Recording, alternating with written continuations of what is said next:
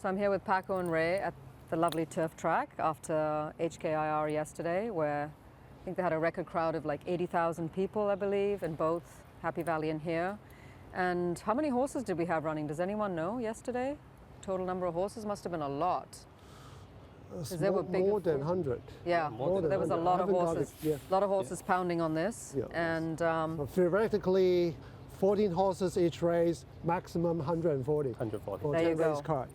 the math whiz, because I'm terrible at But math. actually, it's not actually. No, but it's an approximation. It's good enough. It's good enough. So Ray's going to show us what he uses to get more information from the track and what he needs to do. This is part one, I think. We have another. Yes, part we over have there. other device. Yeah. Okay, so I'm But going to this let is Ray quite, show us and simple. talk us a bit about this. We call it T soil pop. Yeah, we call it T pop. Okay. So when we walk the track, in every 200, we will Every check. 200. Yeah. Normally, it's every 200. We The will whole check. track? Or Yeah. just, oh, wow. Yeah. Okay. Yeah, that means I need to walk the whole track. Right. That means that at about every 200, we will take a core out to see the turf profile. Yeah, just like Okay. this. Yeah. Just down. Oh, so you Yeah, take actually it out. physically pull it out. Yeah. Put it out, and then we will check. So what are you looking for in this? I mean, to me, it just looks like it's got a moisture, Yes, a little bit of moisture. dryness with Yeah. the sand. So, Yeah, this is the most important thing. So we need to check the moisture is enough or not to the turf profile. Okay. Yeah, we will see that if you take it out the core like this, that means the core is hold it together. Okay. Yeah, that means And that's it's what the- you want? Yes. Okay. Yes. But sometimes if there's not enough water, you will see the outer part is dry out. Which is the top part here? Yeah, the top part here. Okay. Yeah. And do you want that to dry out, or you want it to be more consistent like this? The consistency is better. Oh, Yeah, okay. consistency is better. Yeah. So at Can the I same- feel it? Can I yeah, see yeah, it? you can feel it. Yeah. Oh, yeah, it's more sort of solid. Yes. And yeah. this is more flaky. Yeah. And the other things we'll check the root system. Yeah. Oh, the at roots. Yeah, Okay. the roots. Yeah. If it's healthy, you can see some roots in the right color, something like this. Yeah. Yeah. If not, you will see that the roots colors will be dark brown Okay. or a little bit shorter. Okay. Yeah. So that means some problem in it. Yeah. If it's like this, we'll see it's healthy. Yeah. And also sometimes maybe the later part, just like during the transition period, that nearly about 1 year, 1 season time, you could check the soil as well. If there's some black layer coming out, that means the core or those area maybe have some compaction. Right. Yeah.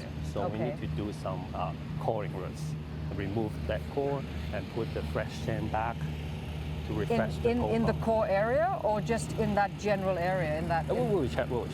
But, Okay. basically, if we find something the back layer here, that means there is the profile is too compaction. Yeah. So we need to do some coring roots. The coring roots means that we need to something like this. We'll take it out. All those core will be collected Okay. by the machine. Oh, okay. Yeah. And after that, we will do the sand top dressing on top to refresh those holes, so that all the profile can have some refresh. That's what we will do. Wow. Yeah. That's But we'll check. that's quite detailed, really, because you're actually getting into the whole intricate part of the Yeah. whole system. Really, it's. I mean, the whole system is in that one scoop. Yeah. Really, right? Yeah. Like from top to bottom, basically. Yeah. So every time when we walk the track or the inspection, we will do all those things. That's what we need to do. Okay. Yeah. So what would this tell you in terms of watering, and like would it tell you that the track needs water? Would it tell you that it's healthy right now? What would you get from this sample that you just We would took? say it's a gut feeling because we walk every day. Okay. Yeah. If we take out the core, we will see there's some comparison. There's something different. That means those areas may Okay. need more water. Yeah. Okay. Yeah. Very cool. Yeah. So you will walk another 200, and then you take another one. Nearly Random, 200. Yeah, random. Yeah, random. Okay. Yeah. So that's one tool you use. Yes. And then we've got another one that you use where the people are patching up the. Yeah. track. Normally, our ladies or our staff will Yeah. start to do it on the band first. Yeah, because Why? the band Why has is more that? wear, Does it Yeah. really? more damage. Yes, more Oh, damage. I on did the not band. know that. Yeah. I really did not know that. Yeah. Okay. So that's why they normally they will start to repair the divots on the band first. Yeah. Okay. And after that, our another team will come to do the turfing or the planting. Oh, okay. Yeah. So what would you say the condition of the track is after yesterday? It's a good track. Yeah? It's a good track. Some jockeys say it's a good track, the faster side. Yeah. But, On the we'll see. faster side. So what Yeah. does that mean when you've got when you say faster side in means of timing, right? Yes, yes. And one obviously behind. that changes how the race is run, because some horses can't come from behind, some horses, it's more of a front track. So Yes. explain what you do in terms of a fast track, how does that affect the end result of a race? Like how would one ride, I mean, you can't tell me from a jockey's perspective, but when they say it's a fast track, it's a good track, but a fast track, what does that mean for the horse, for the running of the horse? Like, in terms of, is it track bias? Like, would there be horses that win generally from the front? Are there horses that come from behind? Is that based on the type of track reading on the day? So I mean, to start with the basic. Long question, sorry. It's okay. To start with the basic, we'll rate the track, and also an important piece of information for our betting fans. Yes. Say the horses for courses, we say. So the horses suit for different green condition. Right. So that's an important piece of information we try to present to our fans. So good track will basically have a bit of cushion, moisture, and horse stretch out very, very comfortably. On that, in terms of race time, it basically run around standard time for their class and distance.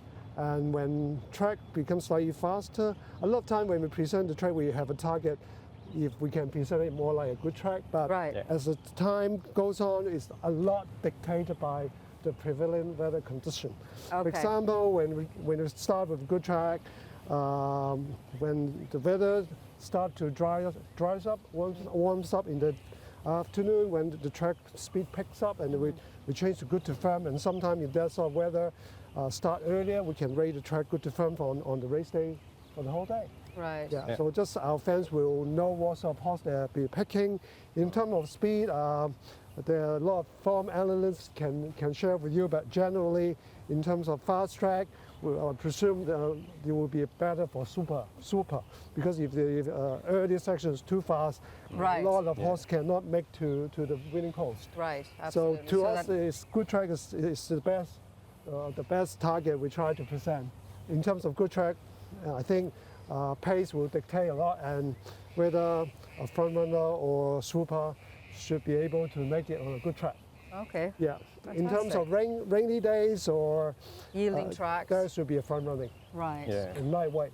So there's a Absolutely. general pattern we see how tracks perform here in terms of different weather and growing condition. Very cool. Yeah, yeah. And when you say good to firm, Yeah. is that determined from the sample you would take to determine if it's a good to firm track, or is it more of a, as you say, like an intuitive feeling as well as the reading? Like, how would you determine it being obviously a yielding track? You can tell just even visually, Yeah. more or less. But how do you know it's gone from a good to a good to firm track?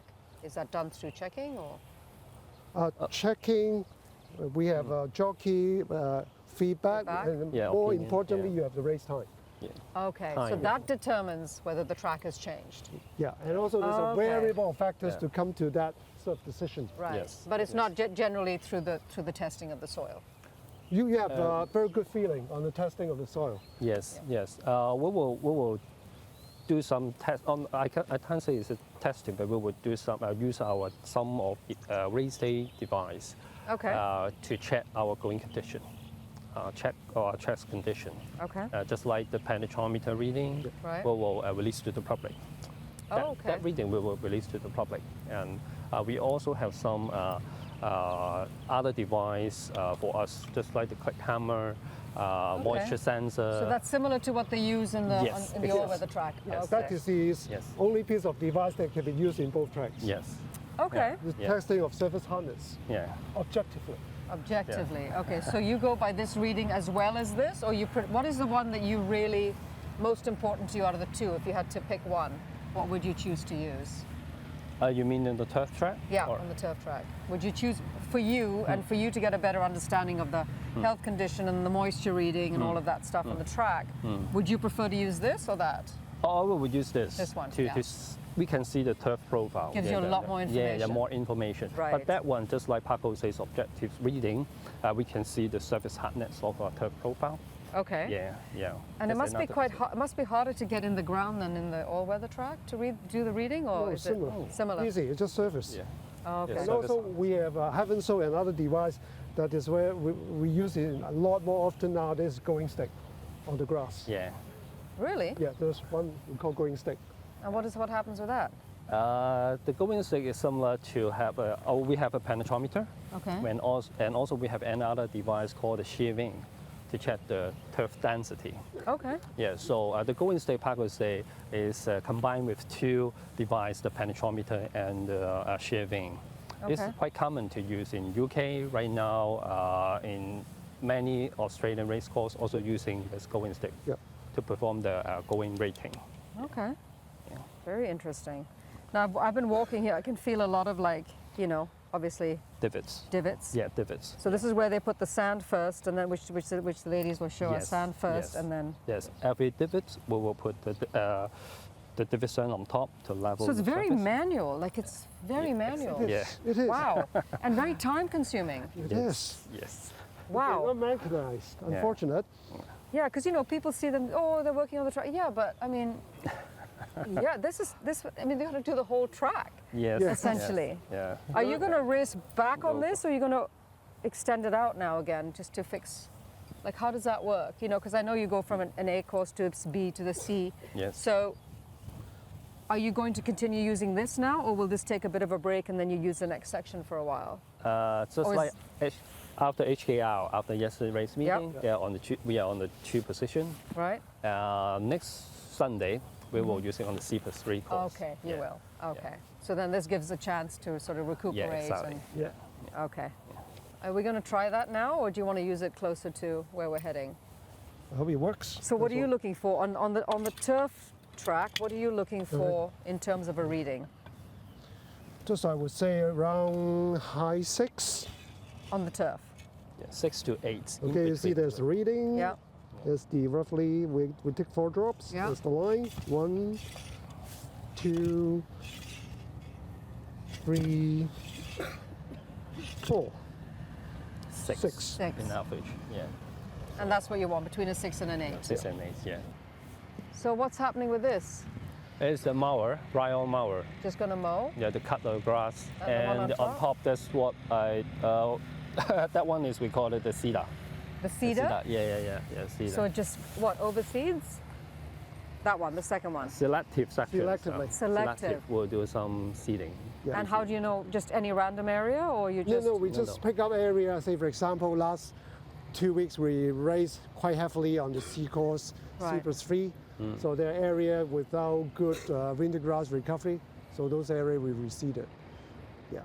Okay. So you can see visually area that with lower Right. winter grass Right. content, Right. which Yeah. is So you selected. just see that. So it's done visually, strictly Yes. visually. Yeah. Yeah. Okay.